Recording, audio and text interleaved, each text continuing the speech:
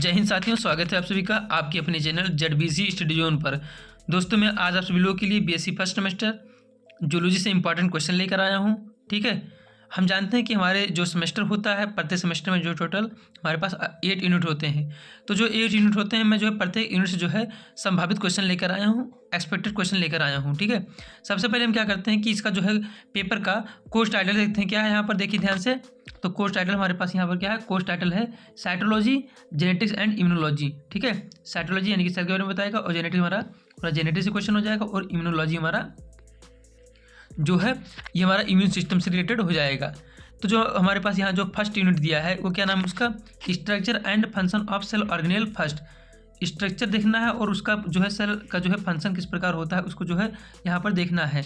अब इससे जो है कौन कौन से क्वेश्चन यहाँ पर बन सकते हैं हमारे यूनिट फर्स्ट से, तो उसको हम देखते हैं कौन कौन सा क्वेश्चन बन सकते हैं। तो यहाँ पर जो हमारे पास यहाँ फर्स्ट क्वेश्चन है वो क्या है, ध्यान से देखिए इसको।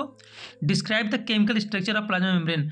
प्लाज्मा मेम्ब्रेन का जो है आपको केमिकल स्ट्रक्चर को जो है वर्णन करना है। ठीक है, प्लाज्मा मेम्ब्रेन का वही जो अगर सिंगर और निकल्सन का जो मॉडल यहाँ पर है 1972 में जो आया था, उसको अगर जो है आप वर्णन कर देंगे तो जो है काफ़ी हो जाएगा इस क्वेश्चन के लिए। क्वेश्चन नंबर सेकंड है, what are the different type of cellular junction. Cellular junction जो है कितने मतलब होते हैं डिफरेंट टाइप को, उसको जो है आपको एक्सप्लेन करना है। जैसे हमारा क्या हो गया, एडेन जंक्शन हो गया, एडेन जंक्शन, डेस्मीसोम हो गया। ठीक है, तो जितने भी जंक्शन होते हैं उनको जो है आपको यहाँ पर एक्सप्लेन करना होगा। उसके बाद हमारे पास थर्ड क्वेश्चन है, explain the process of endocytosis and exocytosis. ठीक है, जो मतलब प्रक्रिया होती है एंडोसाइटोसिस की और एक्सोसाइटोसिस की, उसको जो है आपको एक्सप्लेन करना है, उसके बारे में जो है आपको लिखना है। क्वेश्चन नंबर 4 यहाँ पर दिया गया है। इस यूनिट का क्वेश्चन क्या है, what are some notable biologist, zoologist and their contribution to the life science. ठीक है, मतलब जो भी यहाँ पर जो बायोलॉजिस्ट हमारा जूलॉजिस्ट हैं उनके जो है जो कंट्रीब्यूशन क्या हुआ लाइफ साइंस में, उसके बारे में यहाँ पर जो है आपको नोट करना है, कुछ इंपॉर्टेंट पॉइंट जो उनके बारे में लिखना है। अब यहाँ पर देखते हैं यूनिट नंबर सेकंड। तो यूनिट नंबर सेकंड का हमारा नाम क्या है, यहाँ पर देखिए ध्यान से, structure and function of cell organelle. ये हमारा हो गया मतलब यूनिट नंबर सेकंड का नाम हो गया। यहाँ पर दिया है पार्ट सेकंड है।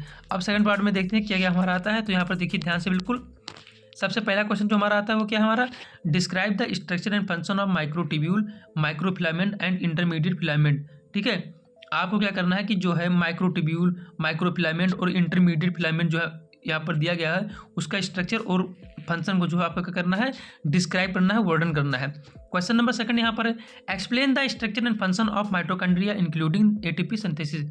आपको क्या करना है कि जो माइटोकॉन्ड्रिया का जो स्ट्रक्चर और उसका जो है फंक्शन क्या होता है उसको जो है एक्सप्लेन करना है। साथ ही साथ जो है एटीपी का सिंथेसिस जो होता है किस प्रकार होता है उसको भी आपको करना होगा इस क्वेश्चन में। क्वेश्चन नंबर 4 जो है इस क्वेश्चन नंबर 3 जो है इस यूनिट से क्या हो सकता है, वो हमारा है, what is the function of peroxisome और राइबोसोम। प्राक्जिसोम और राइबोसोम का जो है फंक्शन क्या होता है सेल में, उसको जो है आपको यहाँ पर लिखना होगा। अब यहाँ पर देखते हैं यूनिट नंबर 3 और उससे जो है संभावित क्वेश्चन देखते हैं क्या हो सकते हैं। तो यूनिट नंबर 3 का नाम है nucleus and chromatin structure. Nucleus यानी कि केंद्रिका और क्रोमेटिन स्ट्रक्चर के बारे में जो हमको क्वेश्चन इसमें मिलेंगे यूनिट नंबर 3 में। अब सबसे पहला क्वेश्चन देखते हैं क्या हो सकता है इस यूनिट से जो है सबसे पहला क्वेश्चन क्या हो सकता है, तो वो हमारा है, describe the structure and function of the nucleus in eukaryote. Eukaryote में जो न्यूक्लियस होता है और उसका जो है स्ट्रक्चर और फंक्शन को जो क्या करना है, वर्णन करना है। क्वेश्चन नंबर सेकंड क्या हो सकता है इस यूनिट से, तो वो हमारा, what are the different type of DNA RNA. DNA मतलब डिफरेंट टाइप कितने होते हैं और आरएनए उनको जो है लिखना है। अब डीएनए हम जानते हैं ना कि हमारा क्या हो गया, DNA A DNA B DNA Z DNA. ठीक है, ये हो गया हमारा आरएनए। आरएनए को हमारा ट्रिक हो गया मटर, एमटीआर, एमआरएनए मतलब मैसेंजर आरएनए, टीआरएनए मतलब ट्रांसलेशनल आरएनए और आरएनए मतलब राइबोसोमल आरएनए यहाँ पर हो जाएगा। अब क्वेश्चन नंबर 3 क्या बन सकता है, explain the organisation and structure of chromatin and chromosome. ठीक है, अब जो है किस प्रकार ऑर्गेनाइजेशन होता है, संगठन होता है, ठीक है, क्रोमेटिन का और क्रोमोसोम का, उसको जो है आपको यहाँ पर लिखना होगा।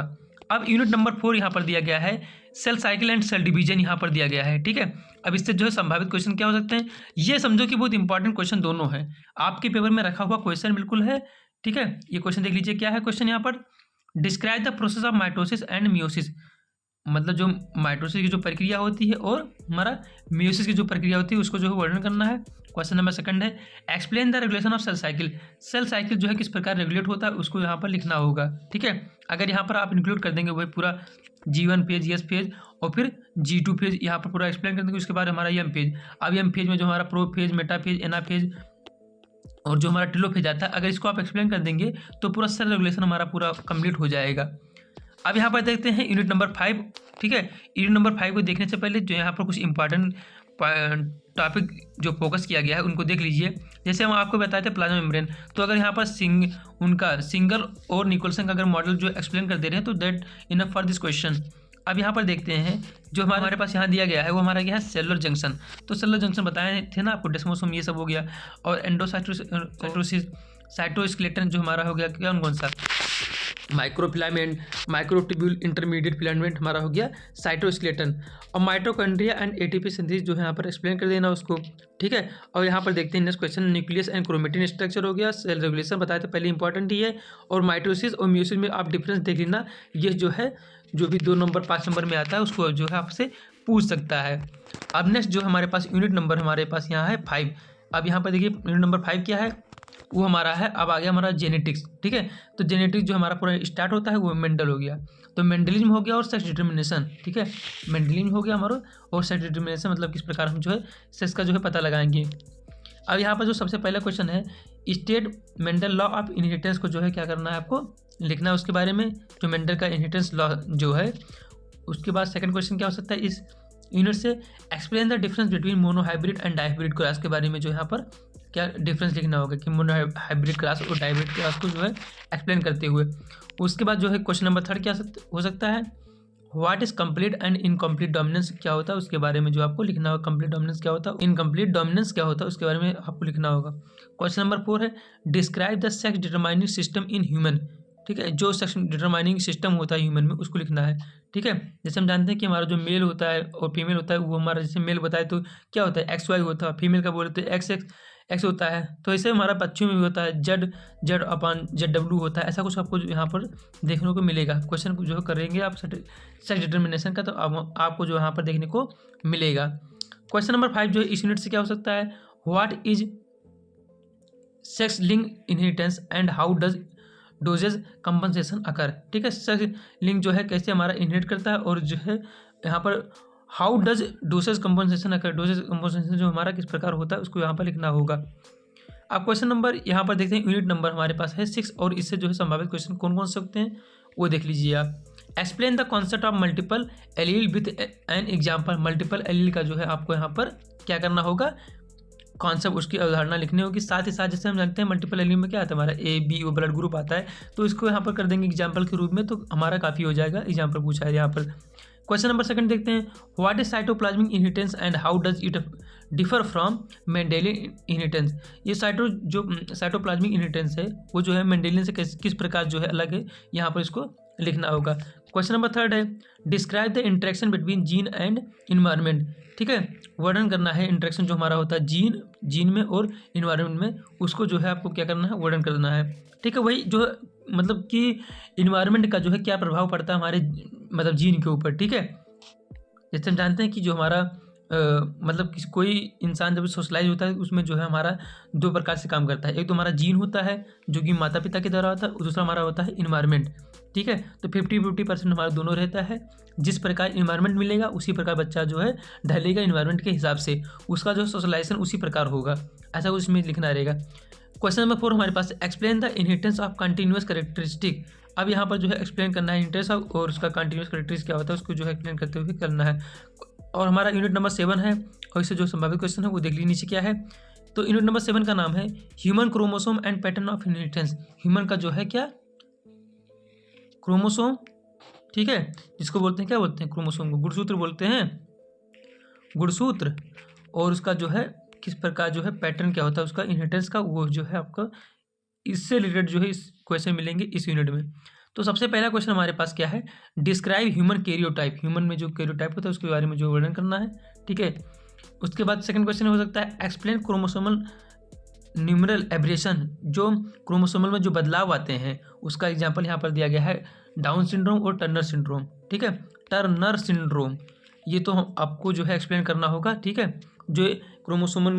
जो हमारा क्रोमोसोम में बदलाव आता है उनको जो है एक्सप्लेन करना, उसके साथ ही एग्जाम्पल यहाँ पर दिया गया है डाउन सिंड्रोम और टर्नर सिंड्रोम के बारे में जो है आपको एक्सप्लेन करना होगा। उसके बाद हमारा हो गया यहाँ पर what is pedigree analysis and how is it use to study inheritance pattern. वही पेडिग्री क्वेश्चन जो है आपके, ये क्वेश्चन जो है आपके पेपर में रखा हुआ क्वेश्चन है। पेडिग्री से 100% क्वेश्चन आना ही तो आना है। क्वेश्चन नंबर उसके बाद देखते हैं 4 इस यूनिट से describe the pattern of inheritance से हमारा क्या हो गया, कौन सा पहले सबसे पहले गया ऑटोसोमल डोमिनेंट हो गए, उसके बाद ऑटोसोमल रिसेसिव और एक्स लिंक रिसेसिव और एक्स लिंक डोमिनेंट। इन सबको जो है एग्जाम्पल के साथ जो है करते हुए चलना है कि जो हमारे ऑटोसोमल डोमिनेंट में कौन कौन से डिजीज आते हैं, ऑटोसोमल रिसेसिव में कौन से डिजीज आते हैं, एक्स लिंक में कौन से आते हैं और एक्स लिंक्ड डोमिनेंट में कौन से आते हैं। आपको पूरा जो इसमें करते हुए चलना है, तभी नंबर जो है आप अच्छे से गेन कर पाएंगे। हम लास्ट यूनिट देखते हैं इस पेपर का, वो हमारा है यूनिट नंबर 8। अब ये जो क्वेश्चन पूरा बेस्ड है ये हमारा इम्यून सिस्टम से या इम्यूनोलॉजी से जो है पूरा बेस्ड है। Immune system and it's component, immune system और उसका जो है घटक यहाँ पर कौन कौन से हो सकते हैं उनको जो यहाँ पर दिया गया है। अब यहाँ पर देखते हैं ध्यान से, जो हमारा यहाँ पर इस यूनिट से जो पहला क्वेश्चन बन सकता है वो क्या हमारा, describe the structure and function of different classes of immunoglobulin. जो हमारे डिफरेंट क्लासेस जो इम्यूनोग्लोबिन होते हैं, जैसे हमारा क्या हो गया IgA, IgD, IgE, IgG और IgM, इनको जो है क्या करना है आपको, इनका जो है स्ट्रक्चर और फंक्शन जो है आपको लिखते हुए जो है चलना है, ठीक है। हम इसका ट्रिक बता दे रहे हैं, जो हमारा ट्रिक होता है उसको बोलते हैं GAEME, गेम डी, ठीक है। अब इसमें जो है जितने भी हमारे इम्यूनोग्लोबिन हैं सभी आ जाएंगे, सभी क्लास वाले, ठीक है। जी से हमारा हो गया IgG और ए से हमारा क्या हो गया IgA और एम से क्या हो गया IgM और ई से क्या हो गया IgE और डी से क्या हो गया IgD, ठीक है। तो यहाँ पर जो है सभी क्लासेस हमारा जो है इम्यूनोग्लोबिन के आ जाएंगे। क्वेश्चन नंबर 2 क्या हो सकता है इस यूनिट से, देखिए ध्यान से, explain the difference between innate and adaptive immunity. Innate immunity और एडप्टिव इम्यूनिटी के बारे में जो है आपको यहाँ पर जो है डिफ्रेंशिएट करना होगा। हम जानते हैं कि इननेट इम्यूनिटी जो हम जब बचपन में पैदा होते हैं तभी से हमको मिलता है, और हमारी जो एडप्टिव इम्यूनिटी है जब हम क्या इन्वायरमेंट के साथ जब जो है उसमें जो है फलते फूलते हैं, ठीक है, तब उसमें जो हमको क्या मिलता है, एडप्टिव इम्यूनिटी मिलता है, ठीक है, इन्वायरमेंट के जरिए। और यहाँ पर देखते हैं कि क्वेश्चन नंबर 3 इस यूनिट से क्या हो सकता है, what is clonal selection and how does it relate to immune system. Clonal मतलब जो हमारा सिलेक्शन हो क्या है और ये जो है हमारे इम्यून सिस्टम से जो है कैसे रिस्पांस शो करते हैं उनके बारे में लिखना होगा। लास्ट क्वेश्चन है इस यूनिट से, ठीक है, इस पेपर से, वो हमारा क्या हो सकता है, describe the humoral immunity and cell mediated immunity. ये भी आपके पेपर के लिए इंपॉर्टेंट क्वेश्चन है, ठीक है। ह्यूमरल इम्यूनिटी और सेल मेडिटेड इम्यूनिटी यानी कि CMI से जो क्वेश्चन बन सकता है, ठीक है, यानी कि ह्यूमरल इम्यूनिटी और सेल मेडिटेड इम्यूनिटी को जो है आपको वर्णन करना है। ये क्वेश्चन आपके पेपर के लिए इंपॉर्टेंट क्वेश्चन हो जाएगा, ठीक है।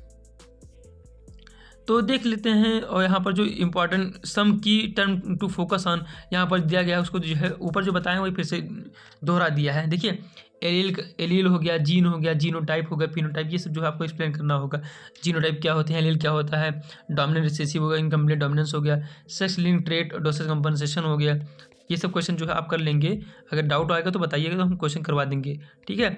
मल्टीपल एलील क्या होते हैं बताए थे, एबीओ ब्लड ग्रुप हो गया, साइटोप्लाज्मिक इनहेरिटेंस हो गया, इम्यूनोग्लोबिन इननेट हो गया और एडिप्टिव हो गया, और ह्यूमरल इम्यूनिटी और सेल मेडिटेड इम्यूनिटी। ये सब क्वेश्चन जो है आप देख लेना, ठीक है। अगर कोई दिक्कत होगा क्वेश्चन में नहीं मिल रहा है कंटेंट तो बताइएगा, तो हम आपको जो करवा देंगे पूरा क्वेश्चन।